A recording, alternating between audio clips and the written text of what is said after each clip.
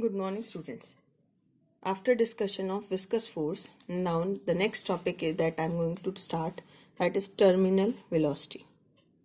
Terminal velocity. What is this terminal velocity? It is the maximum constant velocity acquired by the body. It is the maximum constant velocity acquired by the body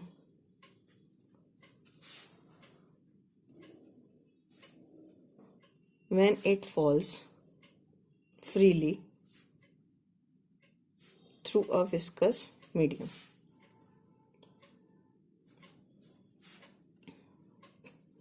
If we see, to understand this, if we consider this is a ball which is falling freely, what is its initial velocity? U equal to 0.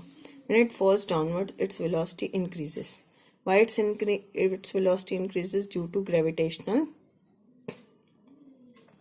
force. Due to gravitational force, its velocity increases. But if you are saying velocity is constant means what is the net force? Force is equal to mass into acceleration. If F is 0, if net force acting on the body is 0, then m into a becomes equal to 0. अब m तो 0 हो नहीं सकता, therefore a becomes equal to 0. a 0 का मतलब क्या है? v is constant. a 0 means v is constant. तो आपने यहाँ निकालना है, it is the maximum constant velocity acquired by the body when it falls freely through a viscous medium.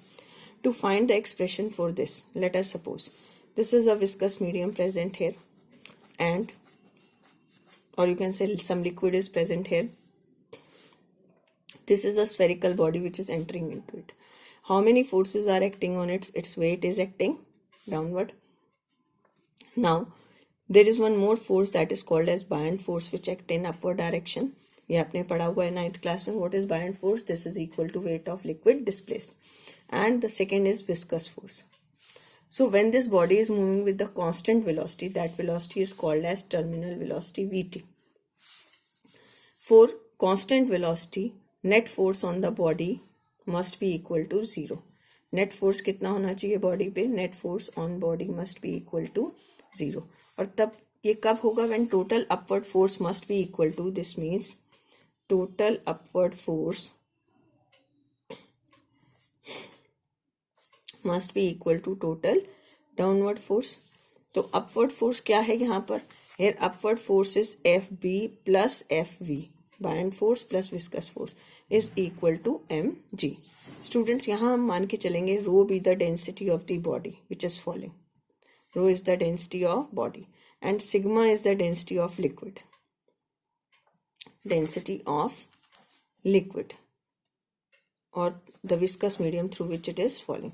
अब buoyant force किसके इक्वल है? This is equal to weight of liquid displaced. Buoyant force is equal to weight of liquid displaced. अब weight of liquid displaced means mass of liquid displaced into g. क्योंकि ये body liquid में आ रही है तो कितना इसकी डेंसिटी क्या होता है? Mass upon volume.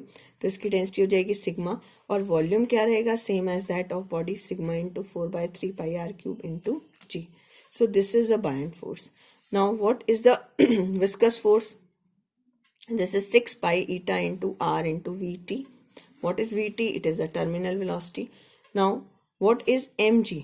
mg को क्या लिखोगे आप? Volume 4/3 pi R cube body का, और बॉडी की डेंसिटी कितनी है? Rho into G. So now put all these values Fp, Fv and mg in this equation number 1. इसमें आप वैल्यू पुट करें इसकी, तो ये आ जाएगा आपके पास Fb plus Fv is equal to mg. हमने Fb buoyant force find out कर रखा है. buoyant force is sigma into 4/3 pi r cube into g. Viscous force is 6 pi eta into r into Vt. What is Vt? Terminal velocity. M is 4/3 pi r cube into rho into g. तो अब आपको Vt calculate करना है, तो ये आ जाएगा 4/3 pi r cube rho minus sigma into g. Rho minus sigma into g. तो अब ये पाई से पाई क्या हो गया? Cancel. This is 2 3 and this is 2. तो एक आर से ये आपका आर कैंसिल, तो यहाँ से Vt आ गया. This is 2/9 r square. rho minus sigma into g divided by eta. This is the required expression for terminal velocity. तो ये terminal velocity किसके directly proportional है? Square of the radius. It is inversely proportional to eta, right? If I will say plot the graph between vt versus r, यहाँ आप radius ले लीजिए, यहाँ vt ले लीजिए, तो ये पैराबोलिक कर्व आएगा like in this way. Sorry, it is symmetrical about terminal velocity. तो अगर आप यहाँ पर इसको vt कर दीजिए और यहाँ इसको रेडियस, तो जो आपका लीनियर टर्म है about that you can plot it's graph. So it is vt versus r. So this one is